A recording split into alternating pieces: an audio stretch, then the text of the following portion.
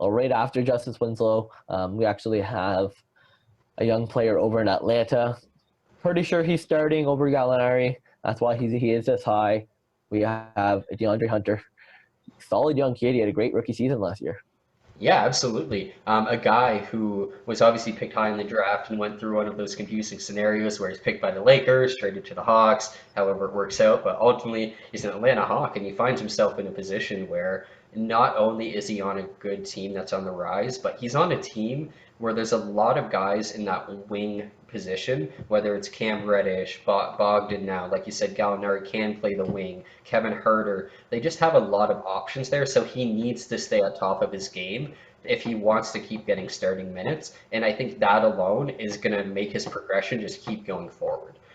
I don't know how good DeAndre Hunter's ceiling is going to be, but I mean, like you said, after his rookie year, already finds himself at number 24. Sure, Hawks fans, like they love Johns Collins. They probably have some opinions about Hunter as well that are pretty strong, and they might come at us harder saying that he deserves to be higher. And he'll have a chance to prove it, I think, as long as he keeps outplaying Cam Reddish. He's going to keep getting good minutes, and he just needs to, I guess, improve a bit on the offensive end, but overall, a super good two-way player.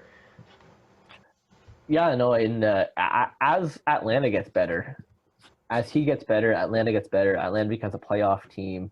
It's going to show the league his actual worth and where he could come a better player. He can get higher on this list. He can show us the media that Atlanta players are really good. Because you look at that team as a whole, and they have all these solid young pieces, but they had such a miserable year last year. It makes you wonder what they were doing.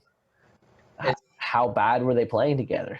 But with that being said, they have so much talent exact. that if they even use just a little bit of the talent the potential that they have, like Hunter included, they can be a playoff team easily just with the pieces they have. It's funny you say that though, because again, going back to Hunter, I mean, he did have one of the worst wins added among small forwards in the league. So, like you said, they obviously have the talent, but they needed to put it together to win. Because when you put up a decent stat line as a rookie, but you still find yourself at the bottom of a list like that, maybe there's something like you said that you are doing wrong that you need to switch up and not worry so much about just putting the numbers on the board, finding ways to actually contribute to getting that W. But that like we said too could just be part of being on a bad team overall. That could completely shift this year. But if this is a consistent trend for DeAndre Hunter, definitely a concern if he's always at the bottom of the list like that. Oh, definitely. But still, like you say, at number 24, the fact that he made the top 25 after 1 year, still a pretty good rookie year. Hope he may.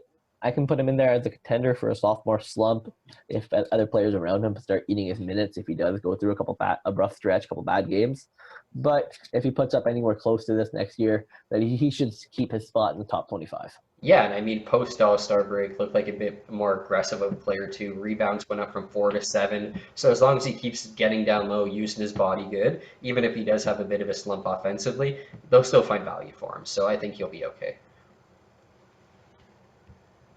They say he made the list, so that's Exactly. good. Especially as a rookie. It's difficult as a rookie. Definitely.